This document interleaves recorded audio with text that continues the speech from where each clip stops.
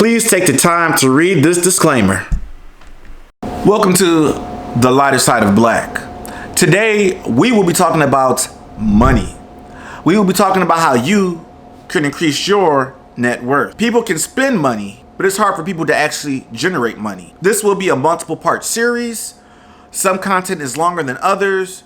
Today, we'll just be talking about various definitions and talking a little bit about it. Let's start off with interest. Interest, I look at, is the amount of money you have to pay on the amount of money you have to borrow. So you go to a bank, guess what? You got to pay interest on the amount of money that you borrow. Most people look at interest as a negative thing because that's all we've ever known. Interest can be positive. When you look at CODs, certificates of deposits, we will talk about interest on that. Interest can work for you. So don't just look at interest as a bad thing. The next definition I would like to describe will be dividend. I look at dividends as the amount of money a corporation is willing to pay you on the amount of stock that you hold. That's one form of dividends. REITs, real estate investment trusts, they will pay dividends. We'll talk about REITs later on, probably not today. But dividends are not constant. Number one, if you're in stocks, you have to remember there's preferred shares and there's common shares. Preferred shareholders will always get their money before common shareholders. So remember that. As organizations go on, they can manipulate the dividends that they give. Let's say like 1 year, the company's not doing that well. Well, they may not give out dividends, preferred shareholders included. Let's say if a company is performing exceptionally well, well, they may want to pay out dividends. They may want to increase the amount of dividends that they give out. Or in the opposite direction, they may want to lower the amount of dividends that go out. I had both experiences. When they raised the amount of dividends I received, I was elated. When they cut my dividends, I sold that stock because I had no more. I had no more interest in keeping that stock. Let's move on to 401ks. Okay, I would define a 401k as an employee-sponsored program. You contribute the money from the money that you accrue on each check. So you contribute the money from your paycheck to your 401k. I don't like 401ks. Yes, I have a 401k. When you're young and you get a job, your parents say, "Get a 401k. Get a 401k."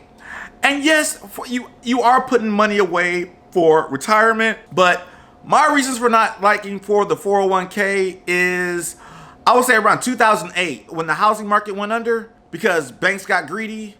And they were just giving money to anybody. The stock market crashed, and people that had money invested in the stock, in these 401ks, they lost a ton of money. I worked with somebody, and they were very distraught by the amount of money that they lost. People with a lot of money in their 401ks, man, words can't describe. They went through some pain.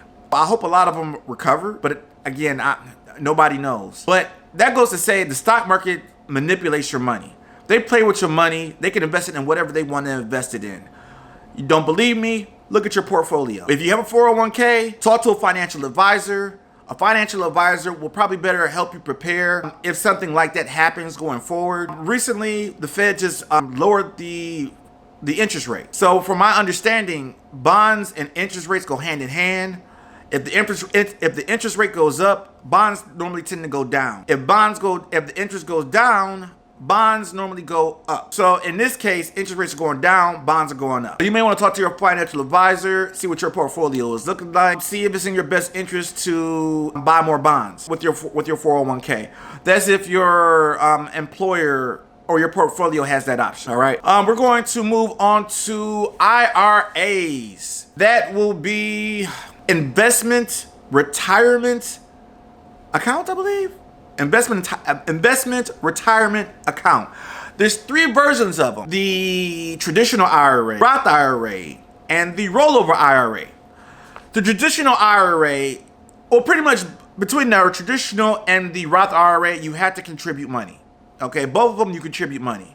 I believe only the traditional IRA is the one you can put on your income tax, and the one that is going to be deferred later. Let's go into a brief description. You may not know the difference between deferred and accrued. I look at accrued is the action comes first, and then you get the money later.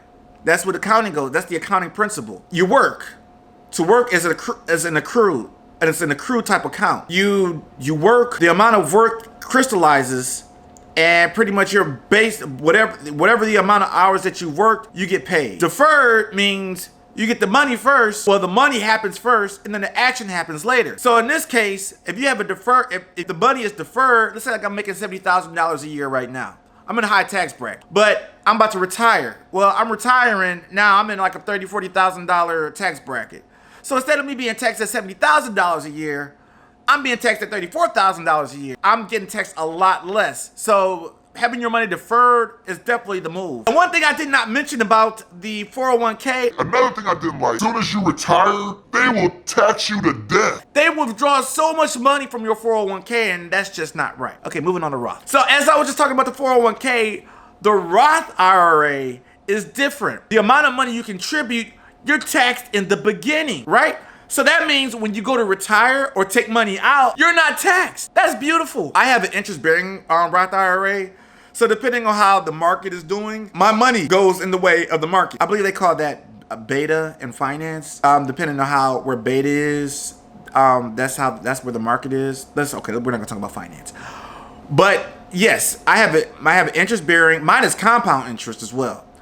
I know stocks can be a bad thing because their stocks are very risky, but with great risk comes great reward. With my Roth IRA and it being compounding interest, the market does great, like it's been doing as of late, but Donald Trump just announced more sanctions on China, and the stock market just dropped. I'm sure the stock market hopefully will pull it together. Again, Roth IRAs I will recommend for working people to have, because again, if you're taxed up front, you can just let your money grow, and the money that's in there is not taxed. So you're getting everything when you pull it out.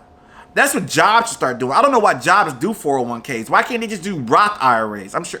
You know what? I'm sure there's a particular reason why. I just haven't looked it up. And then you have rollover IRAs. I believe a rollover IRA is you just taking an employee-sponsored program and just rolling it over into a IRA. An employee-sponsored program being like a 401k or a 403b. Okay, we're not going to let this video roll on any longer. Again, I will see you in the next video. We'll probably get more into stocks and REITs on that video. Thank you for joining me on the lighter side of black. You guys take care.